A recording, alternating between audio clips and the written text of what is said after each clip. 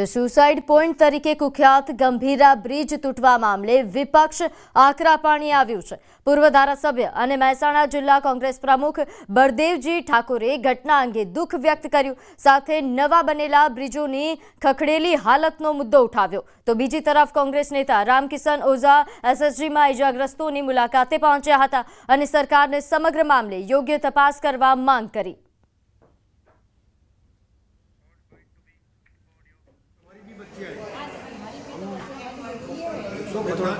Mukesh sir madam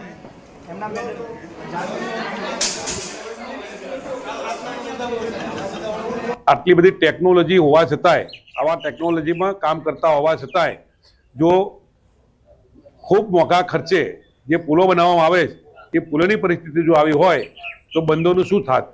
तो भगवानने प्रार्थना करूं छुं के आमना भागमां एक पण पुल बनाववामां एक पण बंध बांधवामां આવ્યો નથી અને એમના હાથમાં જો બંધ બાંધવાનો આવ્યો હોત તો આજે ગુજરાતની પબ્લિક કેટલીય મરી ગઈ હોત।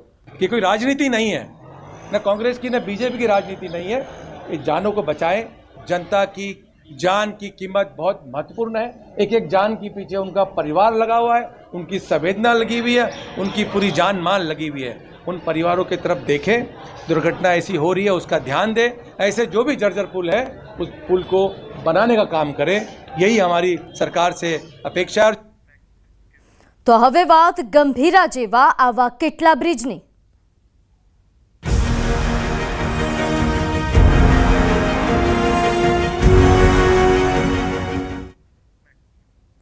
गंभीरा ब्रिज दुर्घटनाए सौ कोईने हचमचावी नाख्या। गंभीरा ब्रिज घणा वर्षोथी जर्जरित हालतमां हतो अने अंते ब्रिज तूटी गयो, जेमां 14 लोकोना मौत थया। आवा तो राज्यभरमां घणा ब्रिज हशे ते पड़ू पड़ू जेवी स्थितिमां छे, परंतु तंत्रनी आंखे जाणे पाटा बांधेला होय तेम तंत्रने आ बिस्मार ब्रिज देखाता नथी। टीवी स्क्रीन पर देखाई रहेला आ दृश्य छे पार नदीना ब्रिजना। અહીં વલસાડના વાપી શામળાજી હાઈવે પર આવેલા પાર નદીના પુલનું રિયાલિટી ચેક કરવા અમારી ટીમ પહોંચી, જ્યાંના દ્રશ્યો જોઈને અમે ચોંકી ગયા, કારણ કે આ જર્જરિત પુલ રીતસર દુર્ઘટનાને આમંત્રણ આપતું હોય તેવું લાગી રહ્યું છે। આ પુલના સ્લેબના સળિયા બહાર ડોકું કાઢી રહ્યા છે। બે સ્લેબને જોડતા પાટા પણ બહાર આવી રહ્યા છે। આ પુલ પર બહાર નીકળેલા આ સળિયાઓને કારણે અનેક અકસ્માત સર્જાઈ રહ્યા છે। ખાડાઓની તો વાત જ ન કરો, ब्रिज पर ठेर ठेर खाड़ा राज छे अने ए पण मस्त मोटा खाड़ा। एक्सीडेंट हो गया फिलहाल, देख सकते हो आप, हमारे हाथ में भी लगा है, यहाँ पे लगा है, पैर में भी लगा है, देख सकते हो। और यहाँ पे हमारी गाड़ी को भी नुकसान हुआ है, लेकिन गाड़ी का छोड़ो, जो रोड पे सलिए निकले हैं उसके बारे में गवर्नमेंट को देखना चाहिए, रोड को देखना चाहिए, क्योंकि एक्चुअली जो सलिए निकले हैं कम से कम 2-2 मीटर के सलिए निकले, अगर कूद जाते पेट वेट में तो कुछ हो जाता, तो डेथ भी हो सकती थी किसी की। हम वो होता तो नदी में भी जा सकते थे, कुछ भी हो सकता था। हुआ था एक बड़ौदा साइड में, वहाँ पे पूरा ब्रिज ही गिर गया था, वहाँ पे भी 9 लोग मर गए थे। और गवर्नमेंट को ये बहुत अच्छे से बनाना चाहिए। ये ब्रिज अभी पूरा हिल रहा है, अगर 2 ट्रक जाएगी ना तो पूरा ब्रिज हिलने लगता है। तो ना गवर्नमेंट को एक्शन लेना चाहिए इसके बारे में कि मैं ब्रिज बना दूँ, नहीं तो पब्लिक लोग को बहुत दिक्कत होगी। तो वड़ी ચોમાસાના ટાણે બ્રિજ પર પડેલા ખાડાઓમાં પાણી ભરાઈ જાય છે, જેથી લોકોને ध्यान નથી રહેતું અને અકસ્માતનો ભોગ બને છે। दैनिक अवरजवर करता लोको तो खाड़ानी जग्याथी परिचित छे, परंतु अजाण व्यक्ति त्यांथी पसार थाय त्यारे अकस्मात नडे छे। रोजिंदा नाना मोटा हजारों वाहनोनी अवरजवर रहे छे। मोटा भागना भारे वाहनो आ पुल परथी ज पसार थाय छे। जो कि दर वर्षे आ पुलनी हालत खराब थई जाय छे। आथी आखुं चोमासुं वाहन चालकोए मुसीबतोनो सामनो करवो पड़े छे। तंत्र फक्त लीपापोती करीने संतोष मानी ले छे। पार नदीना ब्रिज पर रीतसर 2 मीटर सुधी सळिया बहार आवी गया छे। अमारा संवाददाताए ते सळियाने दबावीने बेसाडવાનો प्रयत्न कर्यो, जेथी लोकोना अकस्मात थता टળી શકે। परंतु सवाल અહીં એ છે કે તંત્રના શા માટે તંત્ર આ સળિયા તંત્રને દેખાતા નથી? કોઈ દુર્ઘટના થાય તેની પહેલા બ્રિજનું રિપેરિંગ થાય તો સારું, નહીં તો ગંભીરાવાળી થશે। अनेक लोकोए निर्दोष लोकोए जीव गुमावવાનો વારો આવે છે, ત્યારે મોટા તંત્રના પાપે આ રીતે અવારનવાર લોકો ભોગ બને છે અને લોકોની ભલી ચલી રહી છે। અત્યારે ન્યૂઝ 18 ગુજરાતીની ટીમ અહીંયા આગળ વલસાડ જિલ્લામાં પુલની જર્જરિત પુલોની હાલતની રિયાલિટી ચેક માટે પહોંચી છે। અત્યારે આ દ્રશ્ય જોઈ રહ્યા છો, આ વલસાડ જિલ્લામાંથી પસાર થતો વાપી સાથે ડેપર હાઈવેના છે। ડેપર હાઈવે પર આજે દ્રશ્ય જોઈ રહ્યા છો તે વાપી સાંકળાજી હાઈવે પર પાર નદી નજીક આવેલા આ પુલના આ દ્રશ્ય છે અત્યારે જોઈ શકો છો. અહીંયા આગળ આ પુલના અંદર થઈને આના જે સ્લેબ છે એના સળિયા બહાર નીકળી આવે છે. અત્યારે આ ખાડાની અંદર પાણી ભરેલું હોવાથી આની ગંભીરતા ખ્યાલ નથી આવતો, પરંતુ જે રીતના સળિયા આખા દેખાઈ રહ્યા છે બહાર, એને લઈને આ ગંભીરતા અત્યારે દેખાઈ રહી છે. એક જ ખાડો નહીં, પરંતુ આ પુલ પરથી પસાર થતા અનેક આ પુલ પર અનેક આ રીતના ખાડા પડે છે. એટલું જ નહીં, પરંતુ જે પુલના બે સ્લેબને જોઈન્ટ કરતો જે જોઈન્ટના પાટા છે એ પણ બહાર ડોક્યુ કરી રહ્યા છે. અવારનવાર આવા પુલના કારણે અકસ્માતો સર્જાઈ રહ્યા છે. નિર્દોષ લોકો તેનો ભોગ બની રહ્યા છે. આણંદમાં તે બ્રિજ તૂટી ગયો તેવું આ નહીં થવા જોઈએ, કેમ કે તંત્રને જાગવું જોઈએ, કેમ કે આ પુલ સળિયા દેખાશે, વારંવાર એક્સિડન્ટ થતા છે. કેમ કે અહીંયા 108 આવે ને એમ્બ્યુલન્સમાં લઈ જાય ને મોટી ગાડી આવે ત્યારે 2 વ્હીલર ગાડી પર બહુ હચવીને ચલાવવું પડે, કેમ કે અહીંથી ધરમપુર જતા કલાકનો રસ્તો થતો છે. કેમ કે આ તંત્ર જાગવું જોઈએ, કેમ કે વડોદરામાં નહીં આ થયેલું છે તેવું અહીંયા નહીં થાય, એટલે તંત્ર તાત્કાલિક આનું રિપેર કામ કરે તેવી અમારી વડખંભા વાળાની માંગ છે. ન્યૂઝ 18 ગુજરાતીએ પણ થોડા દિવસ અગાઉ જ આ પુલની આ ખરાબ હાલત અંગે અહેવાલ રજૂ કર્યો હતો, પરંતુ ઊંઘતા અને બહેરા તંત્રના કાને જાણે હજુ સુધી વાત ન પહોંચી હોય અને બેઠી હોય એવી રીતે હજુ સુધી કોઈ કાર્યવાહી નહીં થતા આ રીતની દુર્ઘટનાઓ સર્જાઈ રહી છે. શું આણંદમાં જે રીતે દુર્ઘટના સર્જાઈ એવી દુર્ઘટના અહીંયા આગળ સર્જાયા બાદ તંત્ર જાગશે? એ એક મોટો સવાલ છે. ભરતસિંહ વાડેર, ન્યૂઝ 18 ગુજરાતી, કપરાડા, વલસાડ. તો બીજી તરફ મોરબી શહેરમાં આવેલો ઐતિહાસિક પાડા પુલ જર્જરિત હાલતમાં જોવા મળી રહ્યો છે. મોરબી 1 અને મોરબી 2 વિસ્તારને જોડતો એકમાત્ર બ્રિજ એ શહેરની મધ્યમાં આવેલો છે. પાડા પુલની બાજુમાં વર્ષ 2004માં નવો મયુર પુલ બનાવવામાં આવ્યો હતો. હાલમાં આ બંને પુલ પરથી વન વે વાહનો પસાર થાય છે. ઝૂલતા પુલથી આશરે 500 મીટર દૂર આવેલા પાડા પુલ એ જર્જરિત હાલતમાં હોય. ગમે ત્યારે ફરી ઝૂલતા પુલ જેવી દુર્ઘટના બને તેવી શક્યતા વર્તાઈ રહી છે. બ્રિજના લોખંડના સળિયા પણ બહાર દેખાઈ રહ્યા છે. ત્યારે વહેલી તકે આ બ્રિજનું સમારકામ કરવા સ્થાનિકોએ માંગ કરી. મચ્છુજળ હોનારત સમયે આ પુલ તૂટી ગયો હતો, જે બાદ તેને રિપેર કરવામાં આવ્યો હતો. પુલને લઈને જિલ્લા કલેક્ટરે જણાવ્યું કે જિલ્લાના તમામ બ્રિજ ચેક કરી આવા જર્જરિત બ્રિજનો 48 કલાકમાં રિપોર્ટ આપવા સૂચના અપાઈ છે. આ પાડા પુલ છે એને કોઈ પણ જાતનું કામગીરી કરવામાં આવી નથી, તો માણસો મરશે પછી આ પુલ રિપેર કરવામાં આવશે એવું મારું કહેવાનું થાય છે. હા, આ પુલ ઉપરથી અમે રોજ અવારનવાર 5 વાર દીમાં નીકળી છીએ. હવે નીકળવામાં અમને બીક લાગે છે કે કેમ કે ગમે ત્યારે આ પુલની દુર્ઘટના બને એવી છે. હોનારત વખતે આ પુલ બનાવેલો છે. મોતની રાહ જોવે છે ત્યારે આશ્વાસન દેવા આવે, સિવિલ હોસ્પિટલમાં જાય, પગે લાગે આ દર્દીઓને કે હિંમત આવો, હિંમત આવો. શું હિંમત રાખે તમે? પેલા પુલ તો તમે રિપેર કરાવો.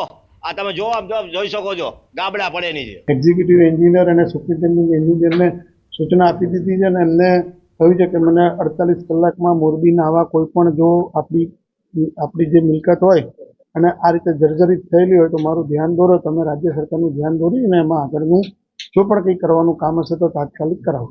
વડોદરા નજીક જે ગંભીરા પુલની એક હાલત જે જોવા મળી છે, અનેક લોકોના મોત થાય છે. દ્રશ્યો તમે જોઈ રહ્યા છો. મોરબીનો ઐતિહાસિક જે પુલ છે, જે પાડા પુલ, તેની જે દ્રશ્યો તમે જોઈ રહ્યા છો કે મોરબીના જે પુલની જે દશા અત્યંત જર્જરિત છે. કેટલા વર્ષોથી આ પુલને ફક્ત સમારકામ કરી અને ચલાવવામાં આવી રહ્યો છે. આ એ જ પુલ છે કે જે રાજા રજવાડા વખતથી પણ અહીંયા વાહન ચાલકો તેના પર ચાલતા હતા અને બાદમાં બાજુમાં નવો મયુર પુલ બનાવવામાં આવ્યો. તો સામેની સાઈડ જેને વાત કરવા જઈએ કે 30/10 રોજ જે ઘટના બની હતી, 2022 રોજ જે ઘટનાની વાત કરવા જઈએ તો સામે ઝૂલતા પુલની જે કહી શકાય કે સાઈટ છે, ઝૂલતા પુલ કે એ જ જગ્યા, એ જ ઝૂલતા પુલ જેને 135 લોકોના જીવ જે કહી શકાય કે લીધા તે એ ઝૂલતા પુલને છે ને એની સામે જ આવેલો મયુર પુલ છે તે પણ તમે જોઈ રહ્યા છો કેટલો જર્જરિત હાલતમાં છે. મયુર પુલના જે કહી શકાય કે જે બીંબ છે, કોલમ છે, તમામ જર્જરિત હાલતમાં છે. સળિયા દેખાય છે. એટલું જ નહીં, તમામ ગાબડાઓ છે અને આખો પુલ છે તે ખૂબ જ ગંભીર રીતે જર્જરિત હાલતમાં છે. લોકો નીચે જે શ્રમિકો છે તે પણ રહે છે. આના પરથી જે કહી શકાય કે મોટા વાહનો જે પણ તમે જોઈ શકો છો કઈ પ્રકારના જે આખો પુલ છે તેના પર મોટા વાહનો જે છે તે પણ ચાલે છે. હાલ અત્યારે વાહન વ્યવહાર ચાલુ છે. તમામ વાહન વ્યવહાર જે આવક જે મોરબી શહેરમાંથી સામાકાંઠા વિસ્તાર તરફ જાય છે તે આવકનો રસ્તો છે ત્યારે આ પુલ ગમે ત્યારે હાલ ઘટના ઘટે તેવી શક્યતાઓ સેવાઈ રહી છે. કારણ કે તમામ જે વર્ષો જૂનો જે પુલ છે કે જે આઝાદી પછી બનાવવામાં આવ્યો હતો, તે પછી તેમાં કોઈ પણ પ્રકારે સારું કોઈ એવું સમારકામ કરવામાં નથી આવ્યું, બીમકોલમ ઉભા કરવામાં નથી આવ્યા, ત્યારે આ પુલ છે તે જર્જરિત હાલત. ક્યારે ગંભીર અકસ્માત થાય તેની તકેદારી હાલ સુધી તંત્રએ લીધી નથી, કોઈ પણ નેતાઓએ લીધી નથી, કોઈ પણ અધિકારીઓએ લીધી નથી. હાલ આની જે તંત્રને એક પણ લોકોએ પણ માંગ કરી છે કે તાત્કાલિક આ પુલનું સમારકામ કરવામાં આવે, જેથી આગામી સમયમાં આવા પુલોની કોઈ દુર્ઘટના ઘટે નહીં. અતુલ જોશી, ન્યૂઝ 18 ગુજરાતી, મોરબી. તો મહીસાગર નદી પરથી પસાર થતો ગંભીરા બ્રિજ તૂટવાની ઘટના બાદ રાજ્યના અનેક જર્જરિત બ્રિજની ગુણવત્તા પર સવાલ ઉઠી રહ્યા છે. છોટાઉદેપુર જિલ્લાના નેશનલ હાઈવે નંબર 56 પર આવેલા બ્રિજ પર પણ ખતરો મંડરાઈ રહ્યો છે. નેશનલ હાઈવે 56 પર અનેક બ્રિજ આવેલા છે, જેની સમય મર્યાદા પૂરી થઈ હોવા છતાં કોઈ કામગીરી કરવામાં નથી આવી રહી. મેરિયા નદી પરનો બ્રિજ અત્યંત જર્જરિત હાલતમાં છે, તો ઓરસંગ નદી પરના બ્રિજ પરથી પસાર થવું તો જાણે લોખંડના ચણા ચાવવા બરાબર લાગી રહ્યું છે. આ બ્રિજ 1991 વખતે ધરાશાયી થયો હતો, જેમાં એક બસ ખાબકી હતી. આજ દિન સુધી બસના ડ્રાઈવરનો કોઈ પત્તો લાગ્યો નથી. જોકે તે સમયે આ બ્રિજની લીપાપોતી કરી નાખવામાં આવી. આજની તારીખમાં પણ આ બ્રિજ જોખમી હાલતમાં છે. ત્યારે આ બંને બ્રિજનું યોગ્ય સમારકામ થાય તો મોટી હોનારત થતા ટળી શકે. ખાડા ઘૂંટણ ખાડા પડી ગયા છે. અજાના વ્યક્તિ જે પાણી ભરાય છે એટલે અજાના વ્યક્તિને ખબર નથી પડતી કઈ મોટો ખાડો છે, એટલે બાઇકો વાળા નાના છોકરા સાથે ફેમિલી લઈને બહુ પડે છે. અમે તો ડેલી સર્વિસ છે એટલે અમને તો ખબર છે અહીં ખાડો છે, એટલે અમે તો ધીરે પાડી દઈએ છીએ, પણ અમારે કહેવું પડે છે બધાને બહુ પાણી કે આગળ ખાડો છે, જરા ધીરે રહીને જવા દેજો. 1990માં બ્રિજ જ્યારે તૂટી ગયો હતો એના 2 ભાગ થઈ ગયા હતા, અને જે તે સમયે આ બ્રિજ તૂટ્યો રાત્રિના સમયે એક બસ અહીંયા આગળ ખાબકી હતી, અને એ બસ જ્યારે અંદર ખાબકી એ ડ્રાઈવરનો બી હજુ સુધી એનો કોઈ પત્તો નથી, અને કેટલા આંકડા મરણના છે એ કોઈ આંકડા આવ્યા નથી. અને હમણાં જે હાલત છે એ અડધો બ્રિજ સરકારે બનાવ્યો હતો, અને બાકીનો જે અડધો બ્રિજ છે એ એટલો ખરાબ પરિસ્થિતિમાં છે કે ઉપરથી જતા જે વાહનો છે એ વાહનો કઈ રીતે જાય છે, અને હમણાં જે વાહનો છરકે છે તો બ્રિજ હાલમાં બી પડી જશે, હમણાં પડી જશે એ હાલતમાં છે. એટલો બધો જર્જરિત હાલતમાં છે કે નીકળતી વખતે જીવ હાથમાં લઈને નીકળીએ કે ભાઈ આ રોડ કેવી રીતના આગળ જવા દેશે. અને સ્ટેચ્યુ ઓફ યુનિટીને જોડતો અને 24 કલાક ધમધમતો રોડ, છતાં બી કોઈ સમારકામ 1 વર્ષથી આ જ પરિસ્થિતિમાં છે. આ નેતાઓ અને અધિકારીઓને હજી આંખ નથી ખુલ્લી, હજી એમને કંઈ વિચારવાનું આમ સૂઝતું જ નથી કે આટલા ખતરનાક બનાવ બને છે, છતાં હજી આ બોડેલી જે મેઇન પુલ છે અત્યારે આપણે ઊભા છે તો વાહન પસાર થાય છે તો એ ઝૂલી રહ્યો છે. છોટાઉદેપુર જિલ્લાની જીવાદોરી સમાન ઓરસંગ નદી ઉપર જે બ્રિજ બનાવવામાં આવ્યો છે હાલ જર્જરિત બન્યો છે. આપણે તસવીર બતાવવા માગીશું બોડેલીથી રાજપીપળા જવાનો આ મુખ્ય હાઈવે નંબર 56 જે છે તેની ઉપર મસ્ત મોટા ખાડા પડ્યા છે, તેના કારણે રાહદારીઓને મોટી હાલાકી પડી રહી છે. આપ જોઈ શકો છો કે જે રીતે વાહન ચાલકો જે જઈ રહ્યા છે તે લોકોને મોટી મુશ્કેલી નડી રહી છે. ખાસ કરીને જ્યારે 1991માં આ જ બ્રિજ તૂટી પડ્યો હતો તેના કારણે કેટલાક લોકોના જીવ ગુમાવવાનો વારો આવ્યો હતો. સરકારમાં બેઠેલા અધિકારીઓ, સરકારના જે પ્રતિનિધિઓ જે છે તેઓ આ બ્રિજની મુલાકાત લે અને બ્રિજ ઉપર જે રીતે મસ્ત મોટા ખાડા પડ્યા છે તેનું સમારકામ કરવામાં આવે. ત્યારે આ વિસ્તારના લોકોએ અવારનવાર રજૂઆતો કરી છે, પરંતુ નેતાઓ જે છે આ બ્રિજની મુલાકાત લેતા નથી અને અધિકારીઓ આ બ્રિજની દરકાર રાખતા નથી. તેના કારણે રાહદારીઓને મોટી મુશ્કેલી નડી રહી છે. સેજબ ખત્રી, ન્યૂઝ 18 ગુજરાતી, છોટાઉદેપુર. તો હવે નજર કરીએ અન્ય સમાચારો પર. તો તહેવારો પહેલા જોવા મળ્યો તેલનો ખેલ. રાજકોટમાં ખાદ્ય તેલના ભાવમાં જોરદાર ઉછાળો. સિંગ તેલ, કપાસિયા તેલમાં 4 દિવસમાં 80 રૂપિયા વધ્યા. તો સિંગ તેલ, કપાસિયા તેલના ભાવમાં વધારો નોંધાયો છે. તહેવારો નજીક આવતા જ ભાવમાં કૃત્રિમ તેજી નોંધાઈ. સિંગ તેલનો ડબ્બો એ 2380થી વધીને 2450 રૂપિયે પહોંચ્યો છે, તો કપાસિયા તેલનો ડબ્બો 2220થી વધીને 2300 રૂપિયાએ પહોંચ્યો છે. જન્માષ્ટમીથી દિવાળી સુધી તહેવારોની સિઝનમાં તેલના ભાવમાં ખેલ જોવા મળી શકે છે. જેને લઈને વધુ વિગત સાથે આપણી સાથે સંવાદદાતા અંકિત જોડાઈ ગયા છે. અંકિત, તહેવાર પહેલા જ તેલે ખેલ કરી દીધો છે. હાલ જે ભાવ વધારો નોંધાયો તેને લઈને વધુ વિગત. ચોક્કસ અંતિક ખાસ કરીને વાત કરવામાં આવે તો સૌરાષ્ટ્રમાં સાતમ આઠમના તહેવારનું ખૂબ જ મહત્વ છે ને સાતમ આઠમના તહેવાર અંતર્ગત મોટા પ્રમાણમાં જે સૌરાષ્ટ્રવાસીઓ છે તે ચણાયુક્ત જે ફરસાણ છે તે ખાસ કરીને આરોગતા હોય છે ને તેમાં સૌથી વધુ ખાદ્ય તેલનો છે તે ઉપયોગ થતો હોય છે ને ત્યારે સાતમ આઠમના તહેવાર પૂર્વે જ સિંગતેલ હોય કે પછી કપાસિયા તેલ હોય આમાં તેલના 15 કિલોના જે ડબ્બે છે તે 4 દિવસમાં એકાએક 80 રૂપિયાનો છે તે વધારો છે તે નોંધાયો છે. સિંગતેલનો ડબ્બો જે અગાઉ 2380 રૂપિયામાં મળતો હતો જે હાલ અત્યારે 2450 રૂપિયા પર પહોંચ્યો છે. ત્યારે કે કપાસિયા તેલનો જે ડબ્બો છે કે જે 2220 રૂપિયા આસપાસ ટ્રેડ કરી રહ્યો હતો તે હાલ 2300 રૂપિયા સુધી છે તે પહોંચ્યો છે. ત્યારે આગામી જન્માષ્ટમીથી દિવાળી સુધીના તહેવાર દરમિયાન જે ખાદ્ય તેલના ભાવની અંદર સતત વધારો છે તે જોવા મળી શકે તેમ છે. જી આભાર માહિતી આપવા બદલ. તો આ તરફ અમદાવાદમાં બીઆરટીએસ બસ બેકાબુ બની 5 લોકોને ઘાયલ કર્યા છે. રખિયાલના બડિયા કાકા ચોર રસ્તા પાસે બનાવ બન્યો. ડ્રાઈવરે કાબુ ગુમાવતા બીઆરટીએસ ડિવાઈડર પર ચડી ગઈ. સામેથી આવતી રિક્ષાને અડફેટે લીધી. 5 ઘાયલ થયા છે. અકસ્માતમાં ઘાયલ લોકોને હોસ્પિટલ ખસેડાયા. તો રિક્ષાને ટક્કર મારીને 5 લોકોને ઘાયલ કર્યા. બીઆરટીએસ બસ કે જે બેફામ બની રોડ પર બેકાબુ બનેલી આ બીઆરટીએસ બસે અકસ્માત સર્જ્યો જેમાં એક રિક્ષાને ટક્કર લાગી જેના કારણે 5 લોકો ઘાયલ થયા. તમામને સારવાર હેઠળ ખસેડવામાં આવ્યા. ગત મોડી રાત્રે આ ઘટના બની જેના દ્રશ્યો પણ સામે આવ્યા છે. તો મહેસાણાના વિજાપુરના રણાસણ ગામના યુવકની આત્મહત્યા મામલે મૃતકના પરિવારે પોલીસની કામગીરી પર સવાલ ઉઠાવ્યા. રિમાન્ડ મેળવ્યા વગર જ આરોપીને સબજેલમાં ધકેલી દેતા વિજાપુર પોલીસ પર સવાલ ઉઠાવ્યા.